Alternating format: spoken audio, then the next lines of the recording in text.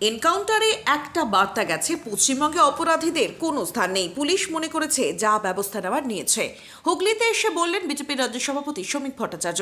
হুগলি জেলা অফিসের সাংগঠনিক বৈঠকে শ্রমিক ভট্টাচার্য বৈঠক শেষে বললেন, পুলিশ মনে করেছে যা ব্যবস্থা নেওয়ার নিয়েছে। কোন পরিস্থিতিতে গুলি চালিয়েছে সম্পূর্ণ প্রশাসনের ব্যাপার। তবে একটা বার্তা গেছে, পশ্চিমবঙ্গে অপরাধীদের কোনো স্থান নেই। অপরাধীদের কোনো ধর্ম হয় না, কোনো জাত হয় না। একটা আগের সরকার এটা ভুলে গিয়েছিল। আমি আবারও বলছি, সরকারের সমস্ত বিষয়ে দল হস্তক্ষেপ করবে না। আমাদের রাজ্যের মুখ্যমন্ত্রী শুভেন্দু অধিকারী, স্বরাষ্ট্রমন্ত্রী আছেন, এ নিয়ে যা বলার তিনি বলবেন। তবে এই ধরনের কাজে পশ্চিমবঙ্গের মানুষ খুশি। শুধু একটা ঘটনা নয়, সব ঘটনাতেই স্বাভাবিকভাবেই সরকারের প্রতি মানুষের প্রত্যাশা আছে। সেই কারণেই তো তৃণমূল কংগ্রেসকে বিসর্জন দিয়ে বিজেপিকে নিয়ে এসেছে।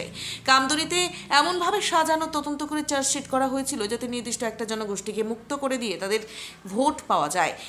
যে নির্যাতিতা পরিবার বিচার পায়নি, তারা যেন বিচার পায়, সেই চেষ্টা করব, আমি আশা করব। বিজেপির কোনো প্রতিহিংসার রাজনীতিতে বিশ্বাস করে না, যে কারণে তৃণমূলের সাংসদরা, বিধায়করা আজ ঘুরে বেড়াচ্ছে। তৃণমূলের দুর্নীতি শ্বেতপত্র নিয়ে যা বলার সেটা সরকার বলবে। আমি দলের কথা বলতে পারি। পুলিশের ব্যাপার, সরকারের ব্যাপার। আমি তো দলের লোক, আমি পুলিশ মনে করেছে যা ব্যবস্থা নেওয়ার ব্যবস্থা নিয়েছে। এবার কোন পরিস্থিতিতে গুলি চলেছে, কি চলে, সম্পূর্ণ প্রশাসনিক ব্যাপার। তবে একটা বার্তা গেছে, পশ্চিমবঙ্গে অপরাধীদের কোনো স্থান নেই। অপরাধীদের কোনো ধর্ম হয় না, কোনো জাত হয় না। এটা আগের সরকার ভুলে গিয়েছে। আমি কালকেও বলেছি, আবার বলছি, সরকারের সমস্ত বিষয়ে দল হস্তক্ষেপ করবে না। আমাদের রাজ্যের মুখ্যমন্ত্রী শুভেন্দু অধিকারী, তিনি স্বরাষ্ট্রমন্ত্রী আছেন, এই বিষয়ে যা বলার তিনি বলবেন। আর প্রশাসনের কাজে পশ্চিমবঙ্গের মানুষ খুশি। শুধু একটা ঘটনা নয়, সব ঘটনাতেই খুশি। এর আগেও দাদা এই ধরনের কয়েকটা ঘটনা ঘটে গিয়েছিল রাজ্যে, আমাদের হুগলির বলাগড়ে বা ময়নাগুড়িতে। তারা এখন আশায় বুক বাঁধছেন যে এই ধরনের, স্বাভাবিকভাবে এই সরকারের কাছে মানুষের প্রত্যাশা আছে।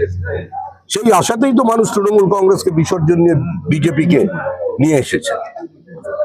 কামদুনিতে এমন ভাবে তদন্ত করে সাজানো হয়েছিল, এমন ভাবে চার্জশিট পেশ করা হয়েছিল, যাতে একটা নির্দিষ্ট জনগোষ্ঠীর কিছু ব্যক্তিকে মুক্ত করে দিয়ে তাদের ব্লক ভোট পাওয়া যায়।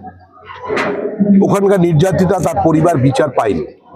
তারা যাতে পায় তার জন্য মুখ্যমন্ত্রী চেষ্টা করবেন, এটা আমি আশা করি। दादा, ईडी जो 450 करोड़ मामले की जांच कर रही है, टीएमसी ने पार्टी फंड से जेट प्लेन खरीदा करवा रहा है। टीएमसी जो ईडी जांच कर रही है, टीएमसी ने पार्टी फंड से 4.5 करोड़ रुपए का जेट प्लेन खरीदा और उसी को रेंज कुछ भी कर सकते हैं। आप तृणमूल के साथ क्यों भाजपा की तुलना कर रहे हैं? अभी तृणमूल कांग्रेस कोई साधारण पॉलिटिकल पार्टी नहीं था, तो पॉलिटिकल पार्टी था ही नहीं। तृणमूल कांग्रेस ने बीच समुद्र में भी गेहूं का चाट कर सकते हैं, तो कुछ भी कर सकते हैं। तो अभी देखिए आगे आगे होता है क्या। सब तो शुरुआत है। जो लोग लूटा है जनता का पैसा, उसको किसी को बख्शा नहीं जाएगा। बारुईपुर एनकाउंटर में विरोधी आरोप लगा रहे हैं चेस्ट में गोली मारी गई, जबकि पांव में मारना चाहिए। एनकाउंटर का जो कौन सी स्थिति में पुलिस कहाँ गोली चलाए, हम लोग को तृणमूल से सीखना पड़ेगा।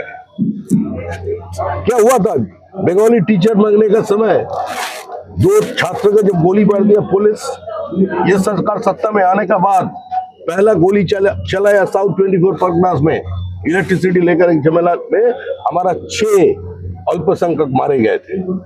भारतीय जनता पार्टी का 300 से ऊपर कार्यकर्ता को मार दिया गया। हमारा बहनों को वो सामूहिक बलात्कार किया। ये हुगली जिला में बहुत सारे घर जेसीबी से तोड़ा गया। हमारे अध्यक्ष से लेकर के पार्टी का नेता तक किसी को नहीं बख्शा। भूल गया वो दिन।